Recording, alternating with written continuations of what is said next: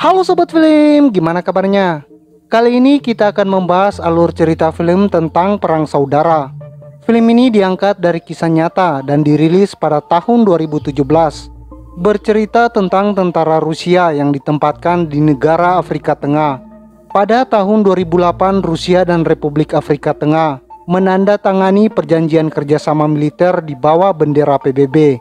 Rusia lalu mengirimkan 235 tenaga instruktur untuk melatih tentara lokal atau FACA. Karena besarnya tindakan pemberontak, Rusia mengirim tambahan 300 tenaga instruktur. Pada awal tahun 2010, Rusia melatih lebih dari 4.000 pasukan dan anggota pasukan lain.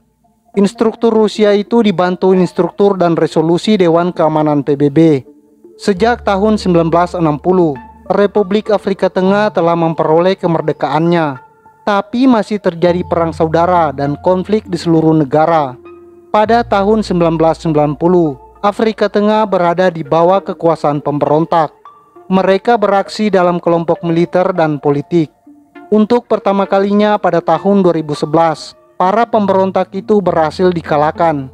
Film yang diambil di Republik Afrika Tengah ini diuntukkan untuk pahlawan lokal dan intervensi Rusia bersama PBB.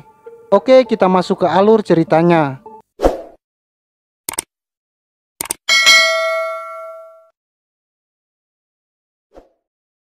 Adegan dimulai dengan penyerangan pasukan pemberontak. Mereka membawa senjata dan juga membawa peluncur roket. Pemberontak menyerang pasukan Rusia yang berada di pangkalan.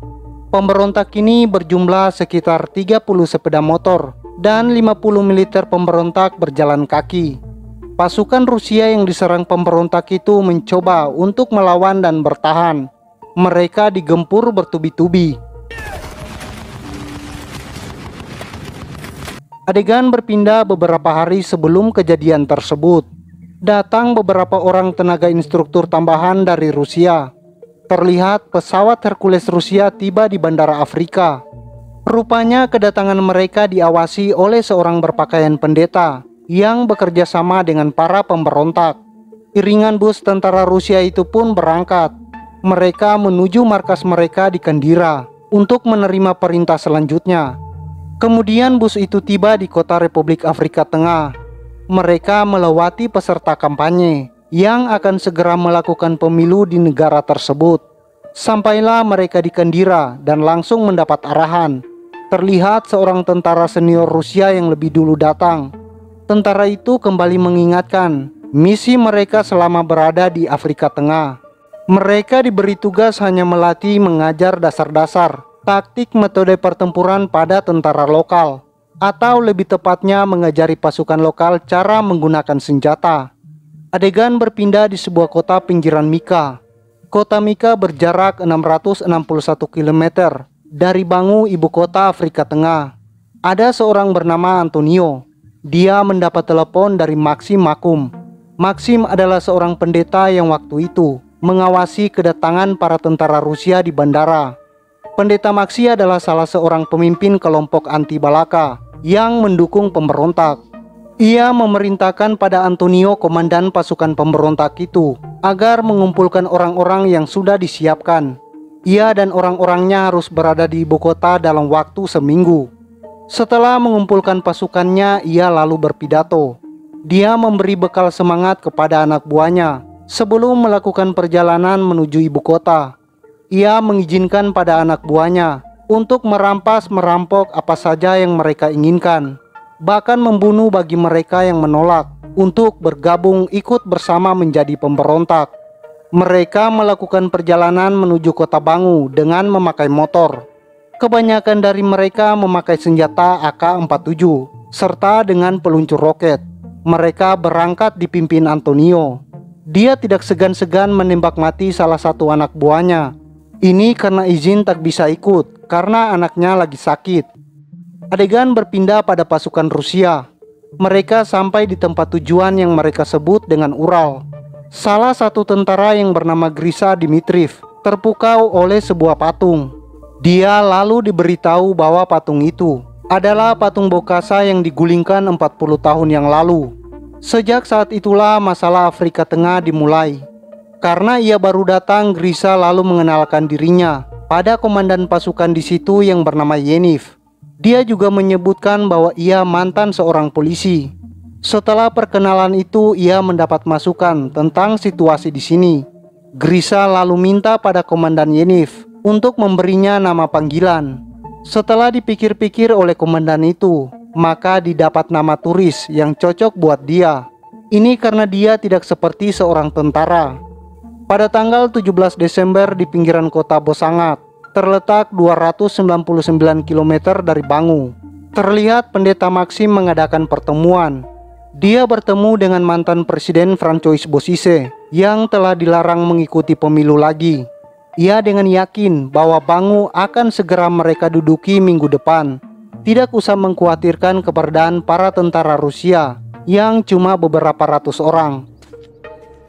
Kemudian Komandan Yaniv menerima laporan ada pergerakan milisi dengan bersenjata AK-47 dan peluncur roket sedang menuju kota Bangu dan Boali. Dari kota Boda juga melaporkan hal yang sama. Kemudian secara mendadak Sersan Yaniv memberikan perintah dadakan agar pasukan yang baru datang kemarin untuk segera dipindahkan. Mereka akan dipimpin komandansenya ke Bangu di markas Faca. Sedangkan para pemberontak di bawah pimpinan Antonio terus bergerak. Mereka menggasak harta benda penduduk di setiap desa atau kota yang mereka lewati. Mereka juga membunuh tanpa ampun bagi para pemuda yang menolak ikut bergabung dengan pemberontak. Konsekuensi menolak pemberontak sangat berakibat fatal.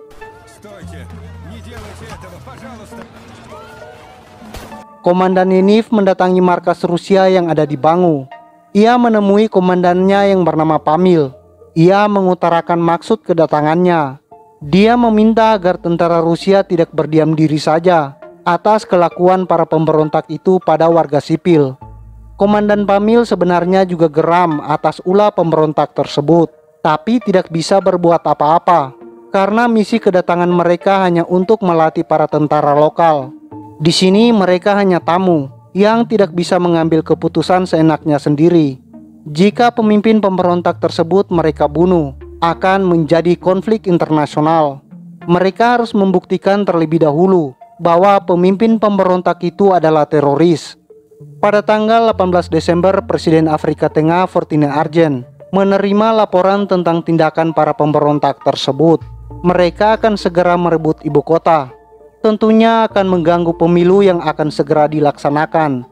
Seorang tentara utusan Presiden Fortune melaporkan pada Pamil, karena situasinya sudah terlalu sulit. Presiden meminta bantuan angkatan bersenjata Rusia dan Rwanda. Rusia sudah berkomitmen untuk memberikan segala bantuan pada negara Afrika Tengah itu. Maka dibagilah tugas antara pasukan Rusia dan Rwanda. Tentara Rwanda mendapat tugas menjaga ibu kota, sedangkan tentara Rusia ditugaskan membantu pertahanan strategis di luar ibu kota.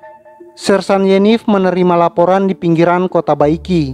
Terjadi kontak tembak antara pemberontak dan tentara Faca yang dibantu oleh tentara Rusia. Begitu juga di kota Bosembel dan Grimari. Para tentara Faca dengan bantuan tentara Rusia berhasil melumpuhkan para pemberontak. Mereka berhasil menangkap para militan. Sedangkan tentara Rusia yang dikirim ke Bangu sudah tiba. Di saat makan siang, seorang tentara yang bernama Alexei membuli turis. Turis diejek karena ia adalah seorang bekas polisi. Terlihat emosi turis tersulut dan hampir terjadi perkelahian antara keduanya. Untunglah sempat dilerai sehingga tidak terjadi hal-hal yang tidak diinginkan. Pasukan pemberontak di bawah pimpinan Antoni ditelepon oleh Maxim. Di situ Maxim merubah rencana. Mereka semua harus segera pergi ke kota Bangu. Ketika tiba di sana, para pemberontak menemui pasukan Rusia dengan lebih dahulu menyandra seorang anak kecil. Antonio minta kepada komandan agar pasukan Rusia segera meninggalkan pangkalan, karena ini pertempuran antara pasukan pemberontak dan tentara nasional. Dia minta agar tentara Rusia segera pergi dengan tidak ikut campur. Tentu saja hal tersebut ditentang oleh tentara Rusia dan menyuruh Antonio untuk segera pergi.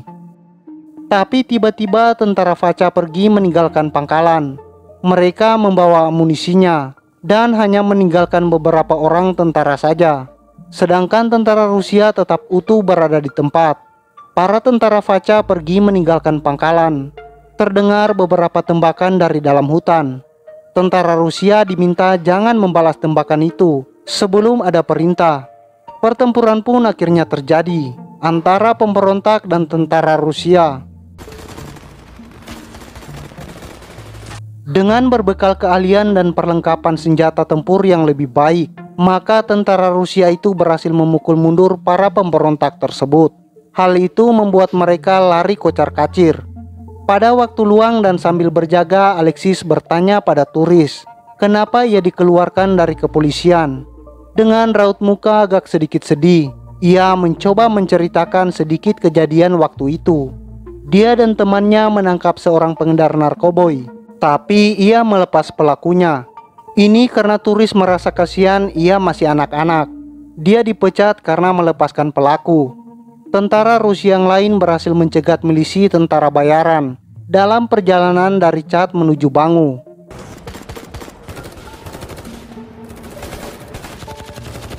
Keesokan harinya pasukan Rusia yang berada di Bangu kembali mendapat serangan dari para pemberontak.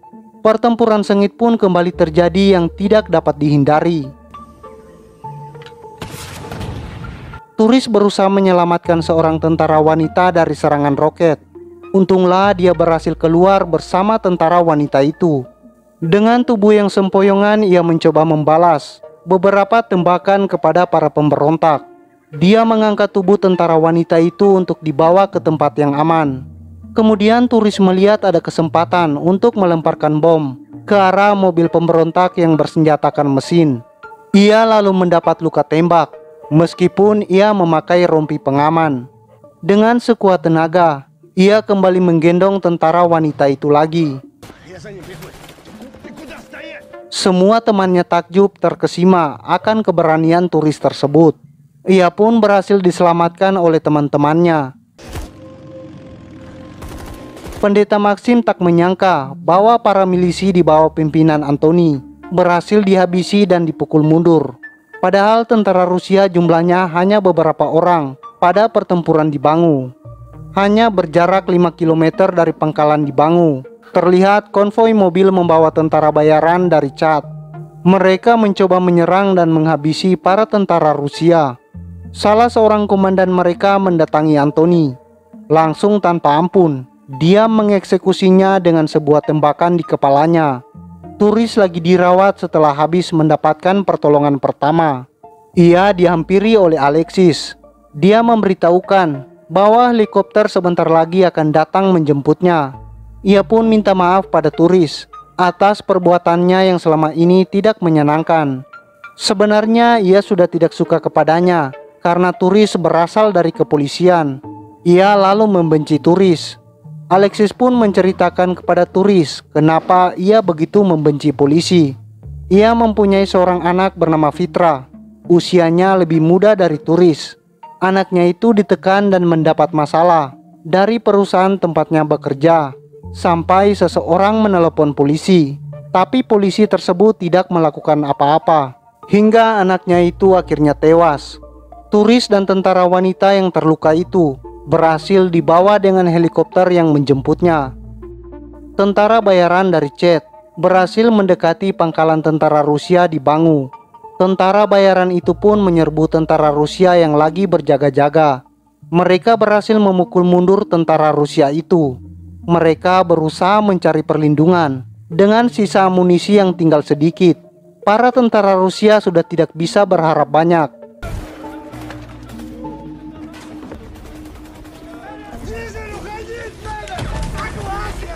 Di saat genting itu datanglah bantuan amunisi yang diharapkan. Mereka berhasil menumpas para tentara bayaran tersebut. Adegan berpindah di dekat kota Bangu, berjarak 299 km dari ibu kota. Mantan Presiden Francois mendapatkan laporan dari Maxim bahwa usaha mereka untuk merebut ibu kota Bangu sebelum pemilu tidak berhasil. Ini karena tentara pemerintah mendapat bantuan dari tentara Rusia. Begitu mendapatkan laporan, mantan Presiden Francois menjadi marah. Maxim terlalu meremehkan keahlian tempur para tentara Rusia. Meskipun jumlah tentara Rusia itu cuma ratusan dibanding jumlah pemberontak serta tentara bayaran yang berjumlah ribuan, tapi tidak mampu melawan dan gagal merebut ibu kota.